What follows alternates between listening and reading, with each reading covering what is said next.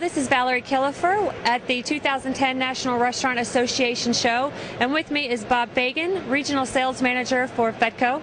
Bob, one of the things we're seeing in coffee trends right now are iced coffee beverages, and can you speak with us a little bit about that and how restaurants are leveraging iced coffee into their platform?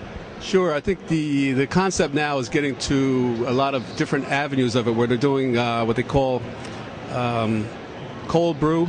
We're actually just brewing it and let it sit for 24 hours without doing a hot brew, which is giving it a bitter natural taste, and then taking some of the varietals of the different coffees that are out there by the origins, and they're coming up with the concepts with that right now.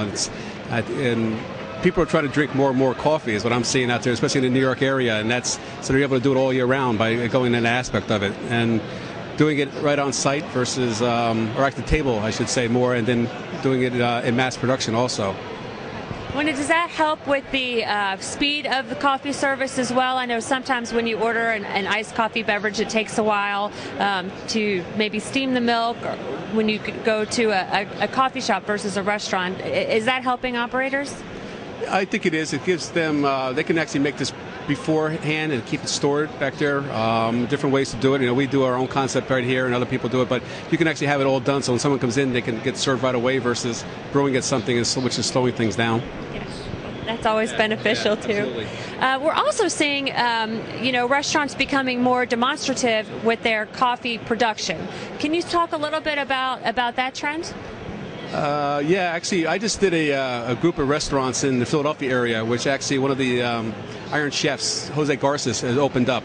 And what he actually wound up doing was each of the restaurants had a different venue to it. One was a Japanese, one was Mexican, one was something else. And what we actually did with the roaster, and what he actually did, was actually to match up the coffee serving with the food that's being offered. So what we wound up doing in a Japanese restaurant, he's offering Sumatra coffee, which is tied into that over there. And when he got to his Mexican restaurant in the University of Pennsylvania, he actually put in a Central American coffee.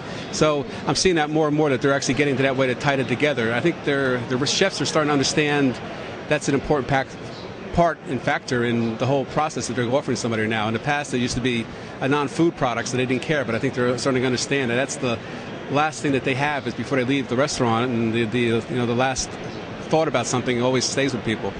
Well, and that's a trend that can be used, in my opinion, no matter which segment of the industry you're in. There's always opportunity for pairings. Yeah. And I think that it was just quite interesting to see him pick up on that right away, getting out there at that juncture right there. And he's also offering the opportunity now to do French pressing at the tables for people at that point, so you can go in and get a single cup at that point, so it gives you that opportunity of that.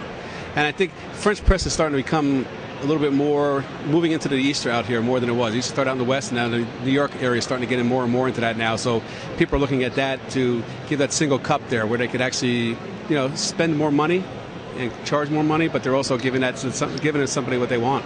Yeah. Well, and the French press, I've noticed over the years, is kind of moving away from the coffee houses and into more restaurants and whatnot. Yeah, I think what's going on is that the chefs and the restaurant owners are understanding that this is all part of what they got to offer. If they don't have a good coffee, then the dessert's going to go away with them also. So they're only going to have just the food, and then people are going to leave to go someplace else, and they're trying to capture them all the time.